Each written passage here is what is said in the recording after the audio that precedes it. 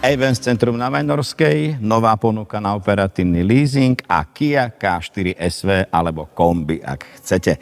Dnes vám teda opäť predstavím ďalšiu ponuku na operatívny leasing pre niekoho, kto potrebuje v prvom rade veľký batožinový priestor. Kiu K4 ste už na cestách možno videli, aj keď ešte jej tiež nie je až tak veľa, ako bolo Ceedov, povedzme. A Kiu K4 SV ste ešte možno vôbec nevideli, pretože ide o stále relatívne novinku. Tak si len pripomeňme, aké sú rozmery, ako sa zmenila napríklad dĺžka tohto vozidla, ktorá je 4,70 m a rázvor 272 cm. No a cez tie 4,70 m predĺženej karosérie sa dostávame k batožinovému priestoru, teda k niečomu, čo bude určite zaujímať niekoho, kto chce auto využívať či už služobne, alebo súkromne, ale rozhodne s väčším objemom batožiny.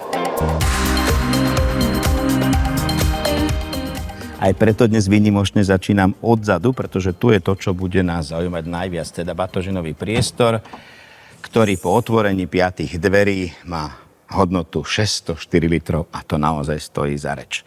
Navyše do tejto hodnoty je započítaný aj priestor, ktorý je pod dnom, dvojitým teda dnom a v tomto prípade samozrejme môžeme hovoriť o tomto veľkom objeme, pretože za iných okolností by tu buď bola batéria hybridného pohonu, alebo by tu mohol byť subwoofer, ale keďže my máme výbavu Silver, tak máme celý ten batožinový priestor k dispozícii. No a po posklápaní sedadiel, ktoré majú síce delenie 1:2 a nedajú sa sklopiť z batožinového priestoru, to zase buďme úprimní, tak je tu objem 1439 litrov. A to je skutočne priestor, v ktorom sa dá presťahovať aj väčší objem batožiny či tovaru.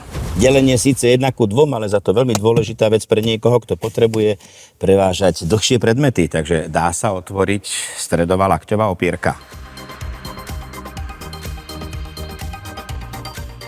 Ak máme ešte chvíľu hovoriť o silných stránkach Kia K4 SV, tak celkom určite priestor na zadných sedadlách je jednou z týchto silných stránok. 272 cm rázvoru, to už je celkom slušná hodnota. A aj keď mám sedadlo posunuté na vodiča vysokého 185 cm, tak sami vidíte, že ja tu sedím úplne spokojne, mám k dispozícii aj nejaké USB pripojenia. Napriek tomu stále opakujem, že sme vo výbave Silver, ktorá síce ponúka peknú, ale základnú úroveň vybavenia. Kia K4 si zachováva celkom slušnú paletu motorov, pretože máme tu 2 objemy, 2 výkony a 2 prevodovky. A teraz to poďme poskladať. Litrový motor má buď 84 kW alebo 115 koní a je buď mild hybridný, a teda v tom prípade má 7-stupňovú automatickú prevodovku alebo 6-stupňový manuál. A potom je tu jedna šestka s 2 výkonmi a tá má buď 110 kW, teda 150 koní a 7-stupňovú dvojspojkovú prevodovku, alebo 132 kW, teda 180 koní. No, pravdou je, že pre verziu Silver sú k dispozícii len teda tie slabšie motory, buď litrové, alebo takáto jedna šestka so 150 koňmi. Ako sa s tým jazdí? Poďme si to vyskúšať.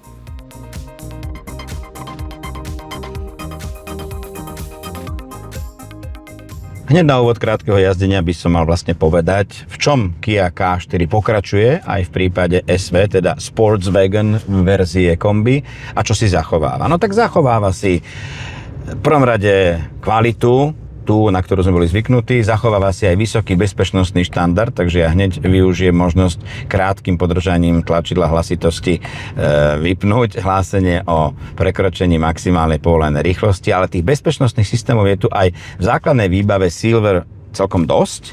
Zachováva si výborný podvozok. To musím povedať, že tak ako sme už v hatchbacku boli veľmi očarení kvalitou podvozka, veľmi kompromisného, schopného aj takej mierne športovej jazdy, aj výbornej filtrácie takýchto nerovností mestských, tak toto si zachováva aj v tej predĺženej verzii, teda SV alebo kombi.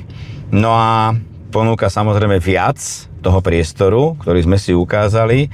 V tom je SVčko určite zaujímavejšie a 604 litrový kufor bude pre tých, ktorí boli zvyknutí aj na predchádzajúce generácie kompaktných vozidiel Kia, určite veľmi silným argumentom.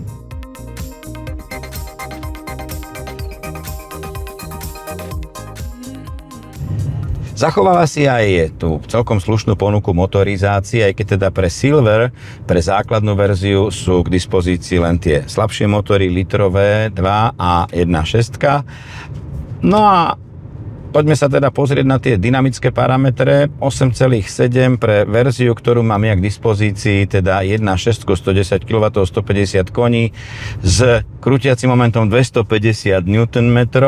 To je absolútne postačujúce. Ja poviem pravdu, že ani úplne nejak veľmi nebažím po tých 180 koňoch.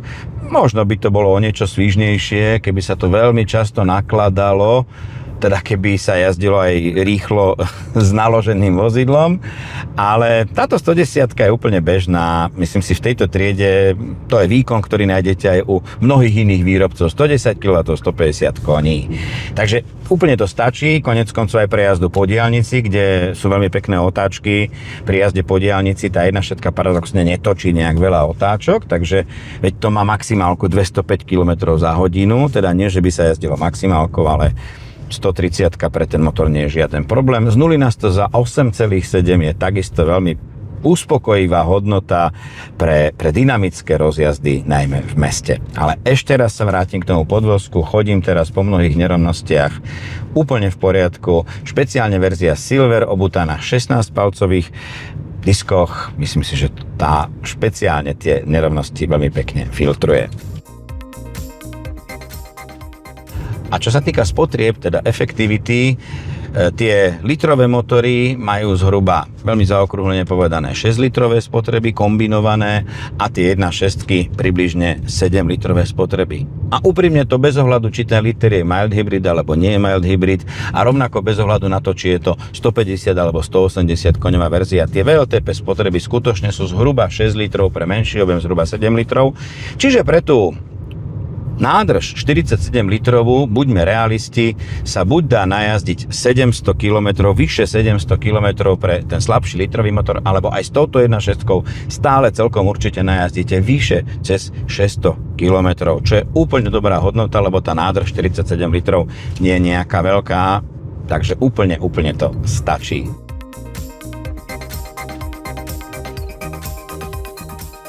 Takže ak som chcel zhrnúť, čo Kia K4 SV ponúka naďalej, tak je to zhruba to vybavenie interiéru, veď konec koncov po tie C-čkové stĺpiky naozaj sedíme v takom istom interiéri, pochopiteľne s ohľadom na výbavu.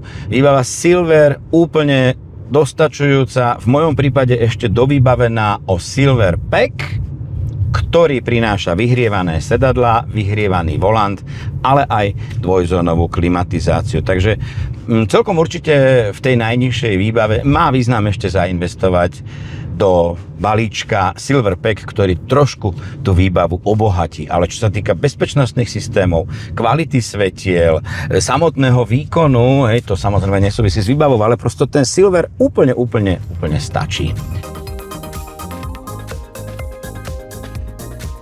Takže tak, ako sme boli zvyknutí v prípade kompaktnej triedy v značke Kia, tak aj K4 pokračuje presne v tom nastavenom trende a rovnako pokračuje aj v tých vlastnostiach kombi verzie, ktorá bola veľmi obľúbená a ja sa vôbec nečudujem. 600-litrový kufor, dobré jazdné vlastnosti, primeraný komfort a to všetko za rozumné podmienky. Ďalšie zaujímavé ponuky operatívneho leasingu nájdete na drive.avens.sk. Nevlastnite, jazdite.